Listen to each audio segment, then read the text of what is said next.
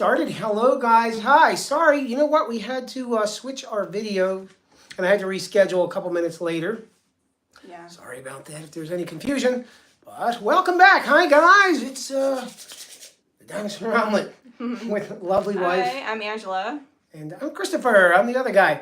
Hi. So, you guys, if you're new here, welcome. We're a small hatchery in southern Lancaster County, Pennsylvania.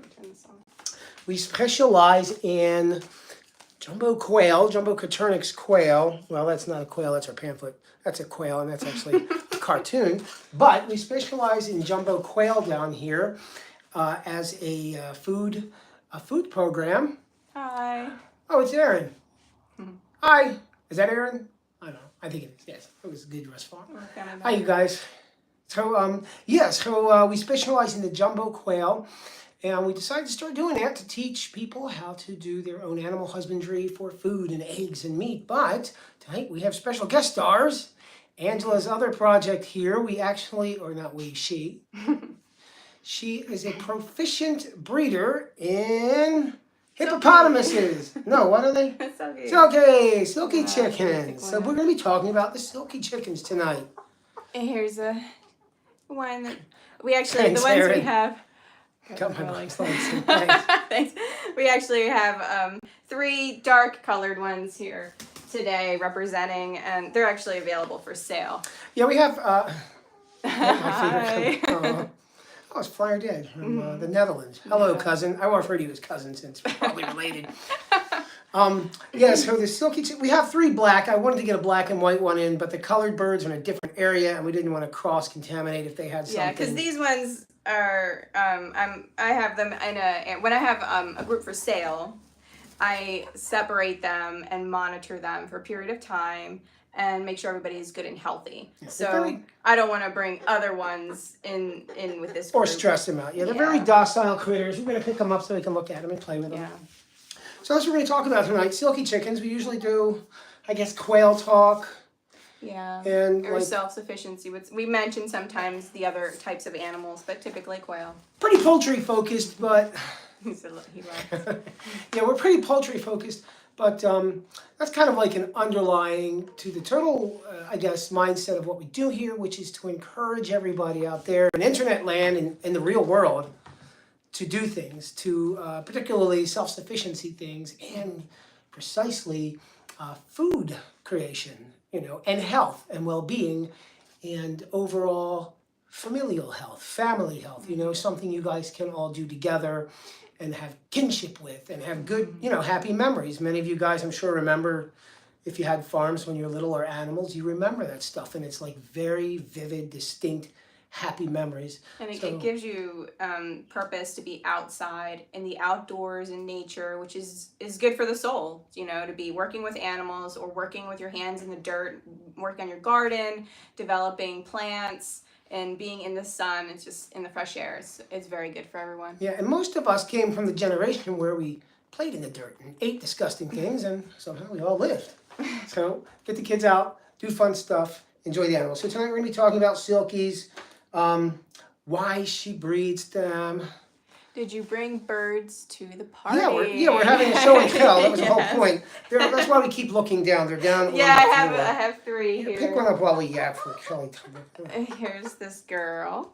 She's like she's not quite black, and she has like a light brown feathering around her neck. She's kind of like a mixed color, but I think the main thing with these birds is they're very docile temperament. Like a normal chicken would be going a little crazy right now. Yeah. He's flapping all over. Hey, guess what? Kelly's on there. We have these little fluffy chickens everywhere, and at night I just scoop them up and hug them. I currently have babies in the basement and the brooder. What's her name? Her name is Black Number 31. Just kidding. She doesn't have a name yet. But we're going to talk about these birds, and we'll show them as we discuss them. Yeah. But if you guys have any questions, let us know. If you're new here and you want to see us blab some more, hit the likey button or the subscribe button. Because we're trying to do more of these educational videos and hands-on stuff for you guys to have. Set them up on the counter behind us? So then they're yes, it would. We're going to move. Yeah, I'm getting my very professional movie studio here, which is a telephone on a stick. And we slide it forward so we can see our black chickens so we don't have to keep looking at the Yeah, floor. Now we're gonna look behind those cells. We have them in a bin. Aw. It's not a. She says I misses them so much. It's not a fancy bin, just a typical. They look like prisoners. They're just sitting in here. So this kind of, illustrates their temperament. They're low energy, docile, and like there's no lid. Okay. So hopefully they'll be okay with this. So, loved your cooking video. Oh, thanks. Maybe I'll Yeah, do you did some a good more. job. I cook all the time. I mean, I cook all the food here, Flyer Dad in the Netherlands. And my main concern with the cooking is doing like healthy stuff and tasty food, like good for you food and tasty. And I know about, some food science and nutrition. So, but I'm old, so I spent a long time learning this stuff. So I'll do more cooking video in the future. Mm-hmm. Thank you. Yeah. Like I usually do, you guys know me, I can blabber off the top of my head, no problem, but I still like to do structure so we don't get lost here. So I did write a little outline of the things we'll be discussing: appearance, temperament, breeding, health and care, egg production, broodiness, the varieties of chickens, These are very good. their history and origins, and some other stuff. Ooh, and fun facts. And if you guys have any they're fun. questions, let us know. Hey, Susan. Susan, hi. Yeah, if you have any questions about the Silkie chickens or anything else about what we do here, drop them in the old comments and we'll be answering them. Oh my god, I need to go order eggs. So much cuteness. Yeah, they're very cute. Do you have Babies baby are ones? adorable. Should I bring up a baby one? I can go grab a few for an appearance. Well, they'll get to Okay, keep all right. in. So I'm going to transition from this lovely opening to the official structure of our chit chat. Well, this Okay. is where, why don't you pick up a chicken so you can show them? Because you're going to be talking chicken facts. Show and tell. Yeah, this is a black girl. So we're going to talk about appearance, describing what is unique about the Silkie. Actually, I want to mention something about the Silkie, the most dominant Let's see. feature of the Silkie Best chicken. way to hold them because we're up high. Is you're cupping them underneath, right? Yeah, I'm holding. Let's see. Really, what you want? Sorry. Really, what you want is Hard to see on a black for chicken. her to feel safe and balanced. So, I am holding. This is just how when I hold them away from me. This is what I do when I examine them. I'll put their wing. Point to me. Sorry. I'm holding the wing here with that finger and with my thumb, and she won't like this, but I'm going to show you how I have her feet. My fingers are on either side of her feet and in between. The point is to contain her feet and her wings so she feels stable and balanced. If the wings get loose or if their feet are dangling, if they feel imbalanced, then it scares them. So this is why she's able to just kind of chill. Now, is this one full size? No, she's going to get just a little bigger, maybe an inch taller and an inch maybe in the body. But usually when I'm holding them, I'll put the wing against me. This wing is against me. And then I'll hold this. I'll just kind of put my... And are they bantams, right? Yes. They're called bantams. Yeah. I'm going to turn it. I put my hand underneath her, like her breast area, and just kind of cup them near me. The point, again, is so that they feel stable and not imbalanced, and then they can just chill.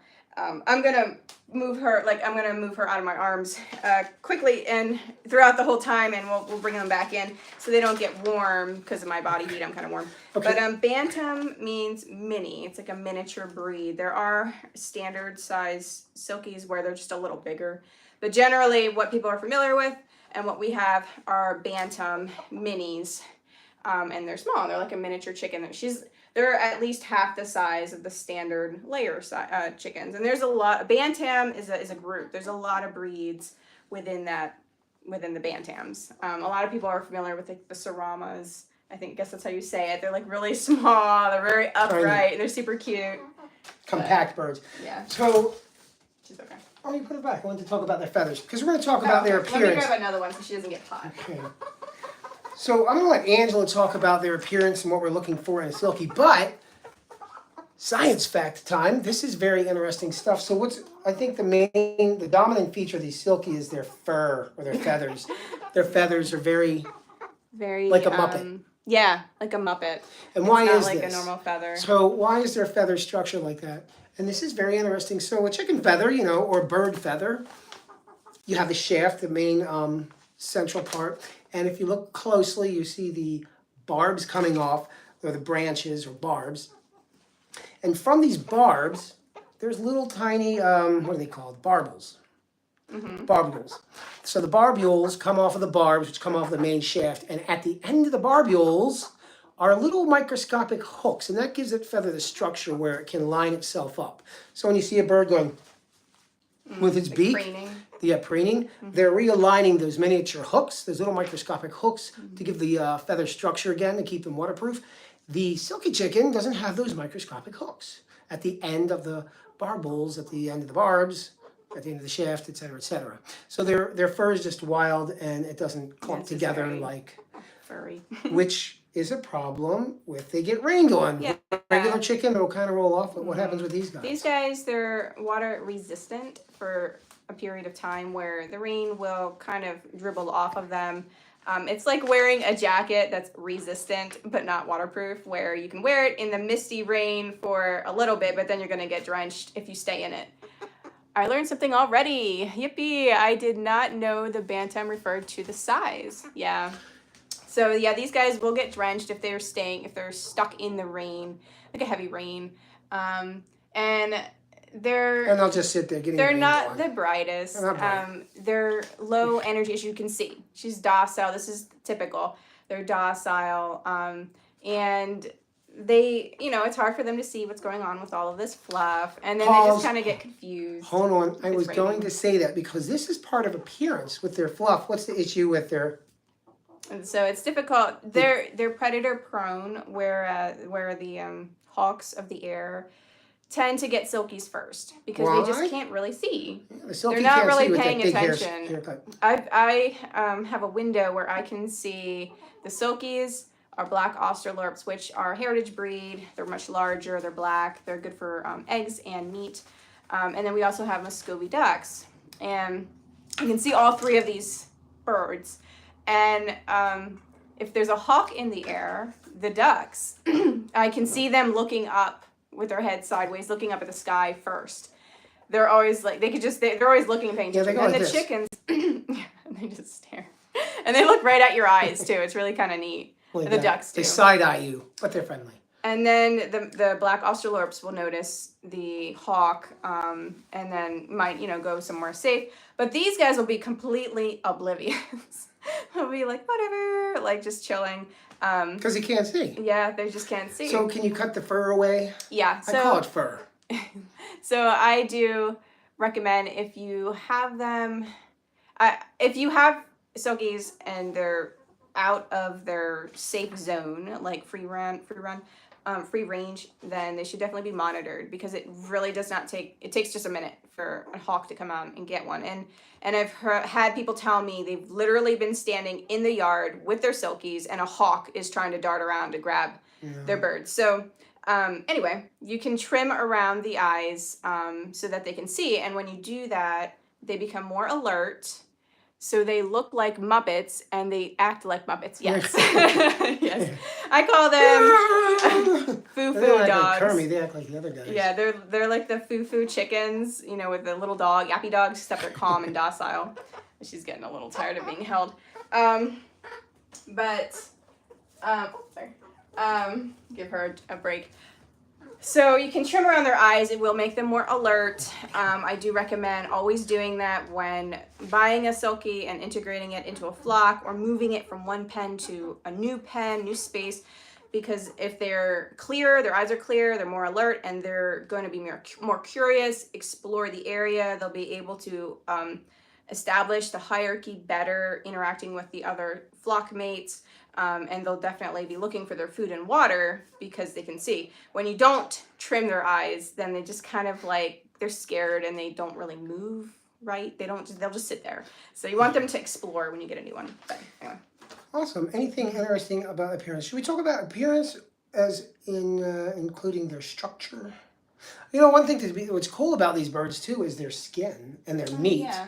So it's hard to see their skin on a black Yeah. black feathered chicken, but their skin is, I guess, bluish black, right? Yeah, so you can kind of see her eyes because I did trim around her eyes and she has new feathers growing in. But So if you plucked them, which we're not going to do, you just lift her wing and then move some feathers around. it's so hard. You can't. You can't. Their See, there's too skin, much fluff. it looks kind of like a grayish blue. Yeah, you can kind of see it. So they have a grayish blue tone to Yeah. their skin. And the Japanese, they eat them. It's terrible. Anyway, because it's I like was going to talk about that later in the history I of these know. birds Yeah, because these were used as medicine and they look very medicinal. I take 2 or 3 a week to keep headaches out. Another characteristic is that, they have extra toes. They have an extra toe. I don't know if you can see. Yeah, they have 5 fingers, right? Yeah, she's got. Oh, sorry. Okay. Uh-oh. You might want to put her back. Yeah. Let me grab a different girl. She's a little stressed. Well, don't go into too much of the feet. That's my fun fact. Sorry. So, I thought you were talking about the form. yeah, so they have a bluish colored skin, and their meat is, I guess, their meat's black? You know I what? think it is. I don't believe I don't want it's to speak on this because I've never eaten one of these things. I've eaten everything under the sun, but I've I'm never pretty eaten sure one of these it things. is. The meat. So, but they have dark meat, Yeah. and they have that bluish skin. Yeah. But you usually, But and you will see that blue when they get wet. Like if you have a wet bird and they become drenched, you're going to see the coloring. Yeah, you can raise them in the garage. They're actually, I would say, easier Yeah. than quail because you see what their energy is like.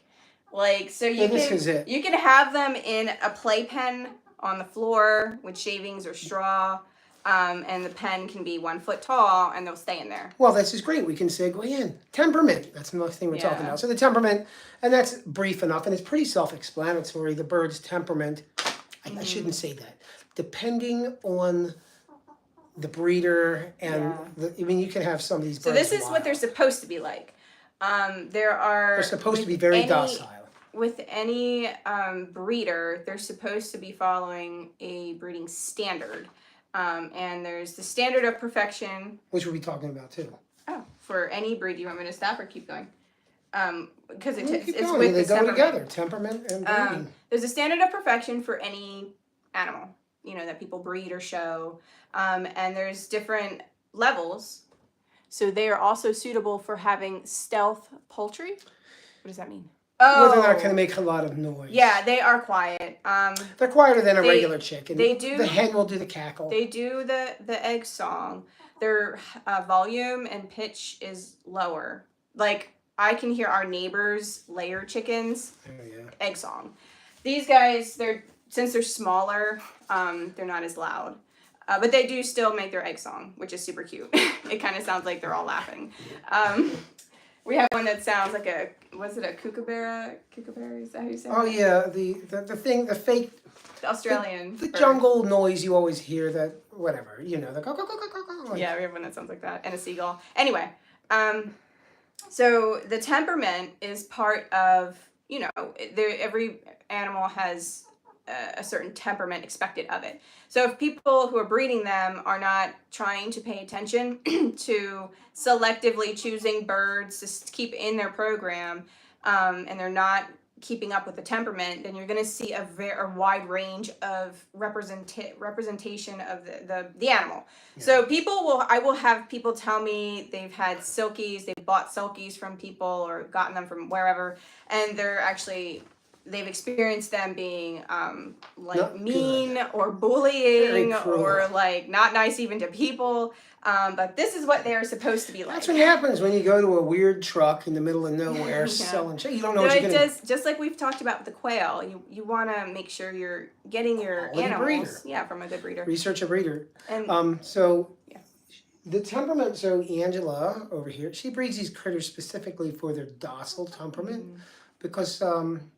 you sell them as pets mainly, but most people are buying them as pets. They lay eggs. A lot of people who breed silkies like to breed and show, and they just love the competition and stuff. I like interacting with people who want them for pets, so I focus on pet silkies.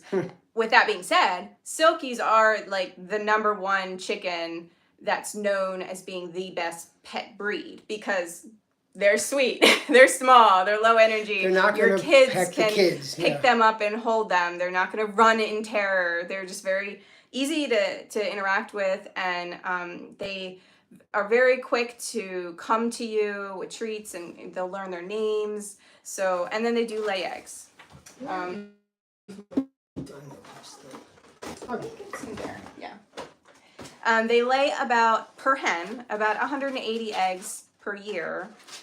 So if you have a bunch of them, excuse me, if you have like between like 10 and 15 silky hens, you're gonna get a lot of eggs weekly to eat. They are a little smaller, the size from a standard.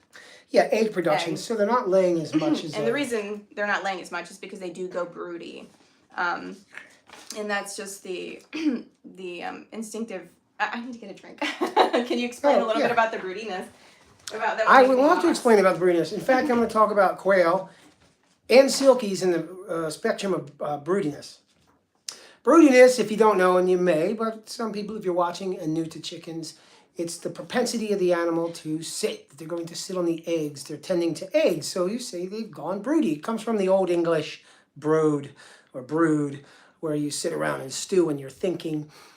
So they call it, they're brooding. So the chicken goes broody. Now the silky chicken is an exceptional broody bird because it doesn't just sit on its own eggs. You can sneak other animal eggs in there. You can take another chicken's egg, right, or duck eggs, and probably you can put a potato under them. potato if you're trying to hatch that.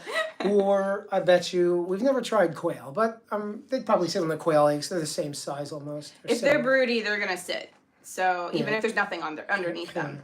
I'm going to put them down because they're starting to get a little warm with the light, and it's cooler at the floor level.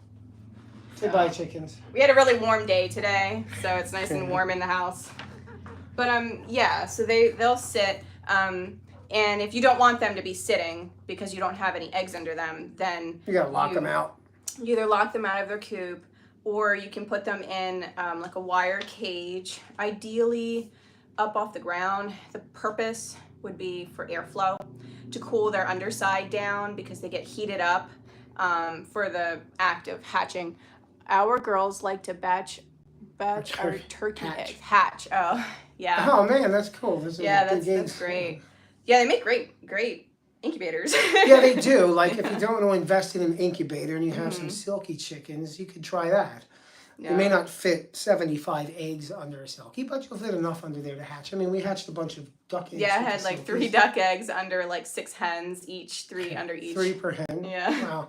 So they did that, even on the big duck eggs. The only difference with duck eggs is you had to moisten them. Yeah. You had to introduce water because the ducks would do that. So yeah, they absolutely go broody. They're very dependable with that. I mean, they're extremely dependable for broodiness. It's weird. As long as there's an egg present, they're going to do their job. Right? So anything else you'd like to speak on broodiness? Or egg? Just with a small thing would be, it is important if you don't have them hatching anything to attempt to break them of being broody, because if you leave them in their coop, in the warm nest, then that can prolong the broody stage.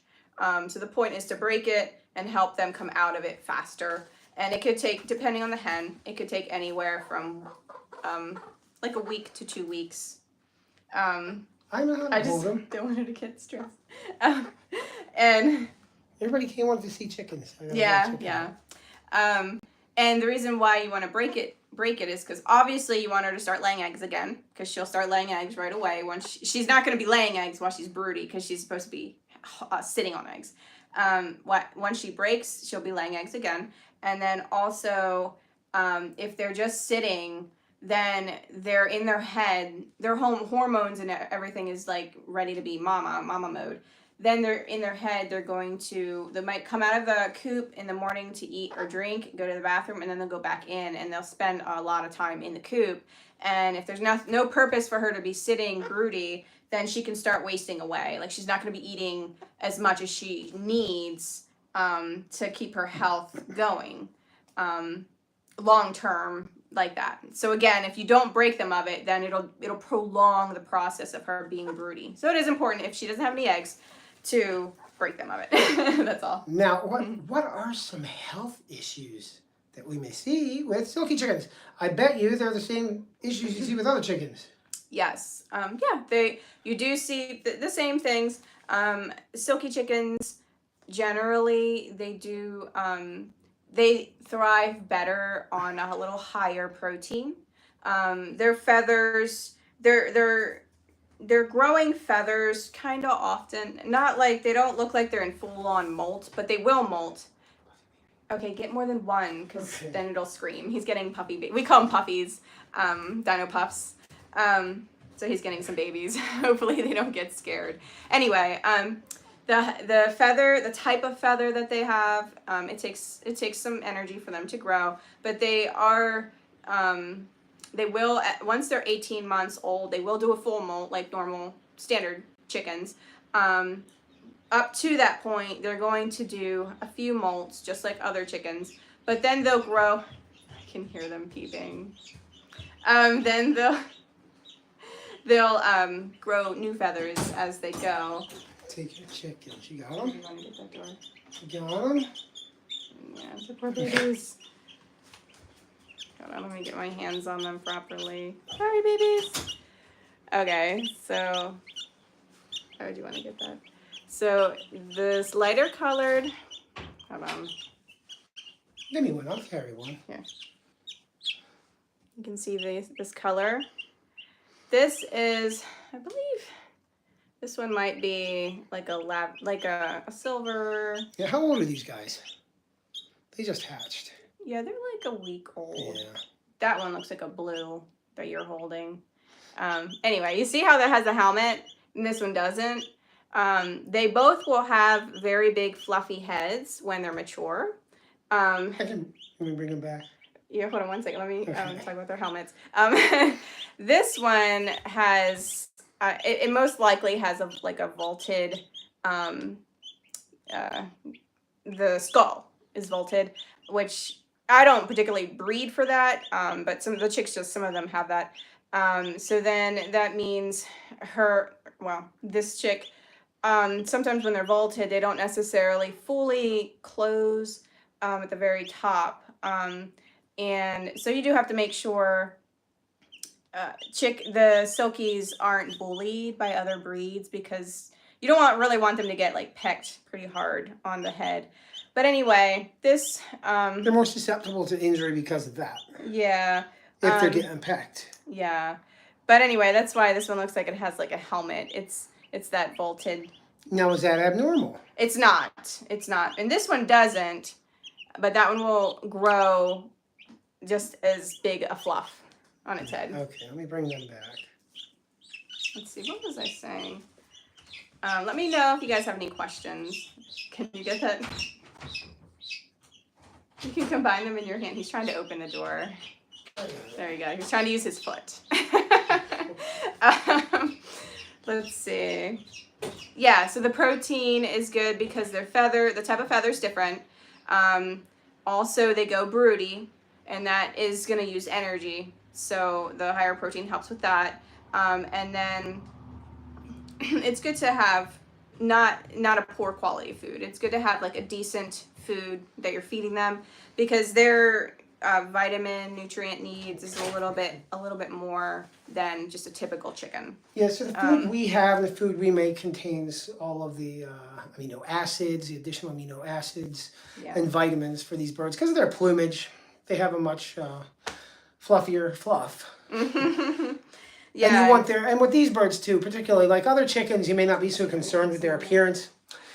But with these birds, you want to have them nice and big and fluffy, so you want to make sure they're eating the appropriate food so they keep their plumage. Yeah, they do grow the feathers. You'll see like their feathers just like, what are those little balls of dried bushes in the western movies? Tumbleweeds? Yeah, you see like the silky feathers just floating around.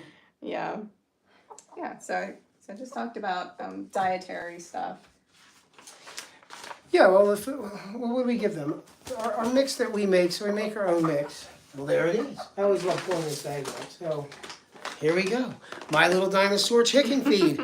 A natural blend of non-GMO whole grain chicken feeds with the addition of Fertrell NutriBalancer and Fertrell Breeder Supplement. Now, those two supplements we add in there They're from a poultry nutritional facility not very far from here. And you can look them up for Fertrell, Fertrell. So the two supplements we put into our feed that we make for the birds is it's going to provide the extra amino acids, particularly for breeder supplement. It's called breeder supplement for show birds, but in particular for the silkies because of their plumage and their nutritional needs. And it helps them as they're growing, because I'm hatching them and growing adolescents, juveniles, and then I make them available to the public to buy as pets. So it helps their form, their structure, their bones grow properly, the added nutrients that we put in there. And then also, obviously, I want them to be looking nice and pretty and have full plumage for the new people who have them. Yeah. Is there anything special about the varieties? The color varieties, are they difficult to find colors or hard sought after colors? There's just like any breed registry. There are certain specific colors, I think you have them listed there, that are acknowledged for the breed. And then there's for example, black, blue, paint, Splash, I believe there's buff. a splash. Buff is like an orange. And then you'll see like a lot of variations of colors that breeders are working on that aren't necessarily recognized yet under the breed. But yeah, I mean, they come in all sorts of colors. And some people dye their chickens. And The white ones. you have to, if you want to keep a certain color true, and people who breed quail, it's the same thing. People who breed colors in quail, it's the same concept. Then you have to be paying attention to the genetic makeup, the DNA, potential recessive traits of color that could pop up. There's different things you have to watch for any particular color.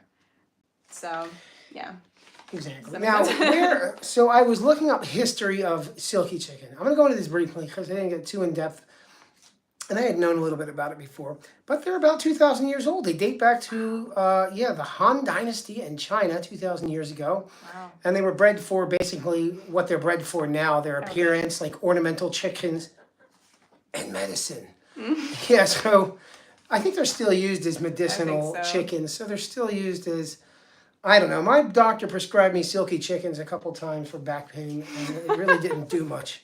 But yeah, so they were used, they were bred for their ornamental appearance, and they were used as a, folk remedy, I guess you would call it. And an interesting fact, I found out Marco Polo, that same guy, traveling through East Asia, he mentioned in one of his memoirs, or like a diary, finding chickens that had fur like a cat. Oh, wow. So they think it was referring to the silkies. Yeah. Because they do have fur Yeah, like a cat. they're soft. Yeah. Huh. Okay, so anything else very interesting about your silkies you want to talk about? I had something, but I Oh, slipped. their cold tolerance. I was going to put this is in fun facts, but they're cold tolerant birds because of their feathering. Because of their feathers, they're very cold hardy. I mean, we don't add, everybody adds supplemental heating. We always get this question, do I need supplemental heating? Do I need supplemental heating for my chickens or for my quail? It's good not, you want to, they're social creatures, number one. So you want to have buddies. And they tend to kind of, sometimes they'll roost, sometimes not. More often, they'll just like be a big cuddle buddy pile of puffy silkies. And that does help them, stay even warmer in the wintertime. But obviously, just like other chicken breeds, you just take precaution depending on where you live. And as far as adding, buffers against any harsh winds, cold winds in winter, adding extra bedding, proper ventilation. That's really all they need. Yeah, two, with heating. Susan has a question or something. I recently learned that many people use quail eggs medicinally, especially for allergies and eczema. That is correct. I think with the quail egg, with the allergy, I'm not a doctor, but I'm going to tell you what I've read before. I love this stream so much. Aw, Oh, thanks, Kelly. I'm glad. So what I've learned about the quail egg as a medicinal use And then also with dogs and allergies. Is because of the protein in the egg, I believe. Don't quote me on this, but from what I've gathered, it was the protein in the egg did not elicit the allergic reaction some people had to chicken eggs or other eggs, and that's why you say you may not have an allergy to these eggs. As for the medicinal quality of that egg, I'm not a doctor, but I couldn't even tell you. They're nutrient dense, they're good for you. You know what? I'm gonna go on my tangent about talking about health, okay? Good. So here's the thing, whenever, like the mindset of the human, which I really love because people are fascinating, but we get into, we're very compartmentalized in our thinking, and we think in a very straight line.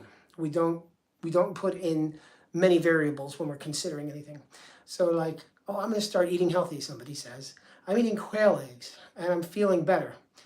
Well, you also eliminated the junk you were eating and you did these other behavioral changes and this and that. And so it's so hard to say that there's a causal factor from, input A without knowing all of these other factors that may have changed at the same time, if that makes any sense. Mm-hmm. That's why I'm always telling people, incrementally change. All right, don't try to change your life all at once, but do little incremental things. Because as soon as you put one good thing in, one bad thing has to get out of its place. So you replace things one at a time. So are quail eggs medicinal? I'm going to go with the yes. But Susan said that's what she gathered also, but she's not a doctor. Yes, we're not doctors or lawyers or really anything whatsoever. No, don't sue me. That's why we say that. I was going to mention, since we had said about winter, might as well talk about summer, complete opposite, hot temperatures. And same thing with as other birds, other chickens, they need shade from the sun. If they're hot, they're going to pant with their mouth open. Oh, here, you want to hold this one? But she just doesn't want to be I'm bad at put holding on chickens. her back. So wait, I have a question about the heat. Let me hold her this way. Kelly wants to see chickens. I know. Hold on. So will the black chickens cook a lot faster than the white chickens due to the solar radiation absorption? Is they very likely will get warmer. Yeah. If they're in direct light. Now, if they're hot, just like you see the quail, they're gonna pant. The quail a little bit more hyper about the panting, but you'll also see them hold their wings out like this to help circulation with their body and getting the heat away. That's normal behavior. But I have people who are completely new to chickens who buy them and they are scared to put them outside. So these guys are equipped to be outside in the hot and cold. You just use common sense and treat them like other birds, other chickens. They need shelter from the elements. That includes the direct sunlight. If the water is getting super hot during the summer, put their water in the shade. They're drinking water. That's pretty much it. And then just make sure they have food available. Will they get stressed by predators too and stop laying? Mm-hmm. Yeah, they're poultry. Yeah. So, I don't know, because a lot of you guys may, if you're from the quail background, the predators stress out the quail, they stop laying perhaps, and it's the same for these guys. I feel like these guys are a little bit more chill, like because we had raccoons crawling all over their coops. They were safe, but they didn't. Probably because they couldn't really see the raccoons because of the style of the coop is different than the quail. The quail have the hardware cloth so they can see the predator. I've been banned from getting baby raccoons or baby possums. And it's getting the baby raccoon and possum season. Not gonna happen. Anyway, so it might be different if the raccoon gets into the coop. That stress level would be much more. But I didn't really have much effect after the raccoons on the housing and stuff. So I would say the quail would be more effective, but I would also say it's because the type of housing they're in, the quail can visually see the predator much easier. Yeah, and as far as predator goes too, for most of us, the temperature change, you're going to start having snakes. The snakes are coming back. So if this is your first year, minks. Yeah, if this is your first year with a new coop, double and triple check it for any kind of crevices that a snake or mink could squeeze into. The only good raccoon, fill in the blank.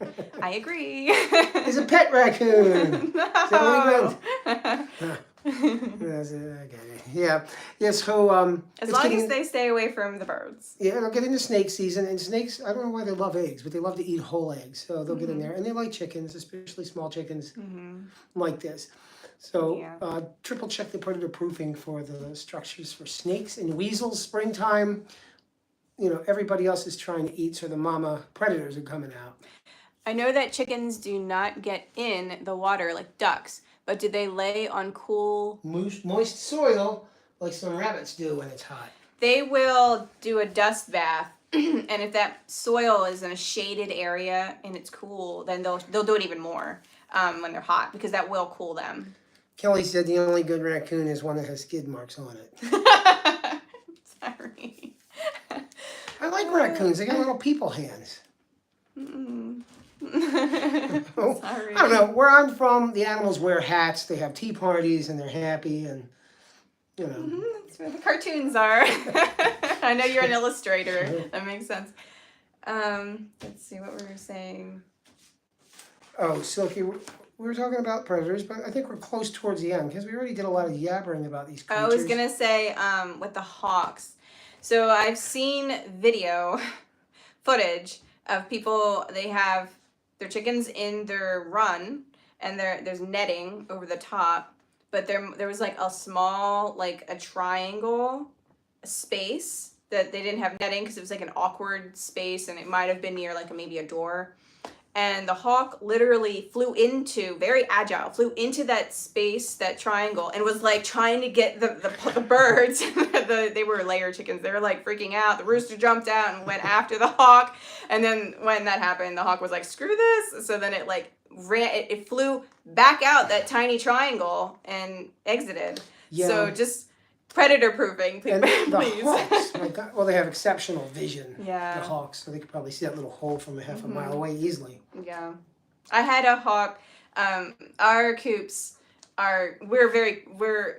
we work very closely in the area where our silkies are. We're always kind of with them. We're monitoring them. So we don't at present we don't have our runs covered, but they're monitored often. And I once saw one of those smaller hawks. He was brown. He flew and landed on the coop house and was just sitting there, perched, staring down at my puppies.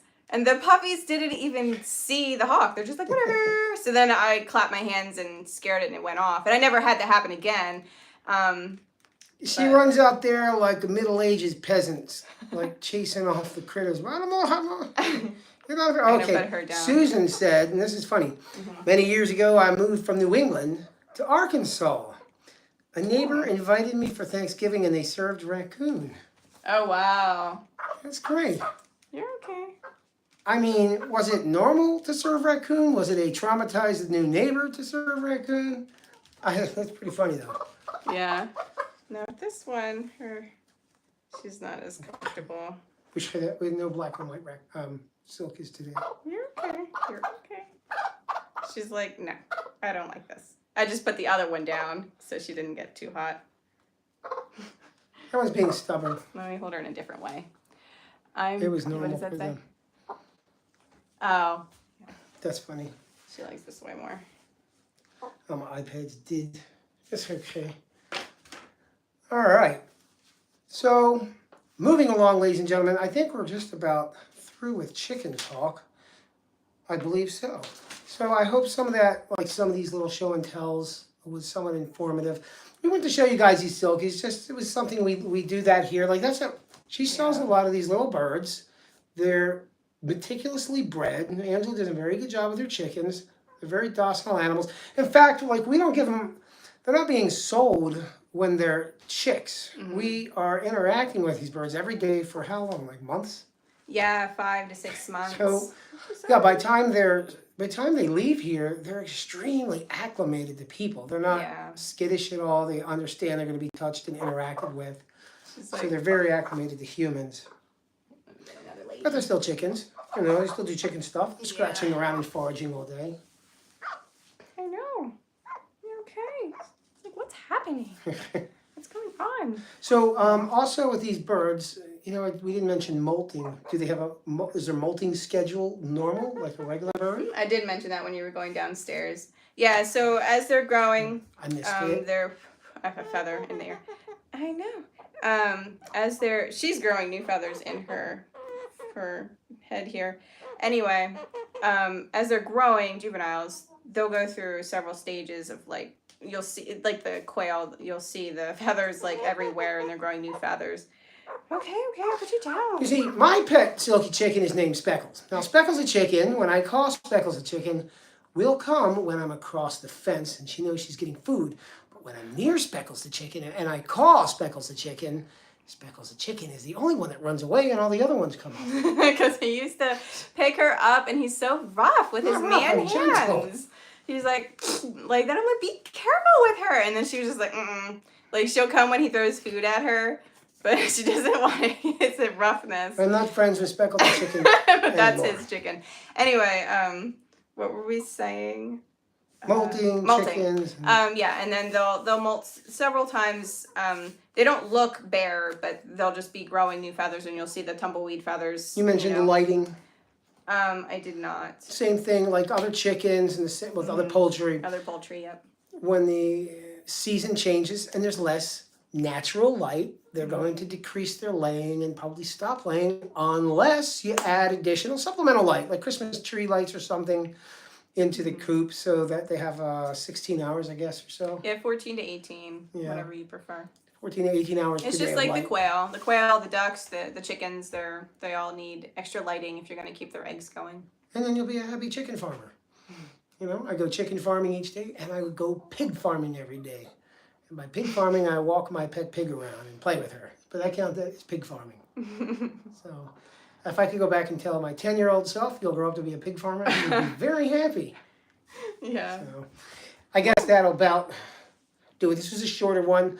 But thank you guys for coming in, who's left in here. If you have questions or anything, always drop them in or visit our Facebook and send a message over there. Feel free to like the video and subscribe if you haven't already. You'll get notified when we have more videos coming up. We're pretty regular each week. Oh man. I think they just banned the TikTok, so you're going to see a flood of people coming over to YouTube with their goofy antics. So... When they told me that they were also serving chitlins, I took a hard pass and did not go. The raccoon people. Chitlins, it sounds cute. It's a cute word. Do you know what it is? I'm going to make it for food then. Thanks for show and tell of those fluffy butts.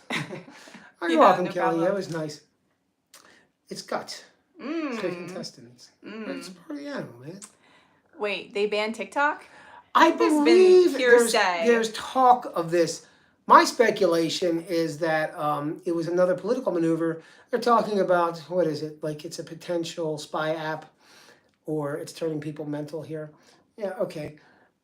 My real inkling is that the almighty dollar is that it was a huge competitor for Mr. Tube here and the Facebook, and they have very powerful attorneys and lobby interests. So, who knows? Thanks for the mutant fluffy birds. Oh yeah, they are kind of mutated. Yeah, they're different. They're mutated from regular chickens. Yeah.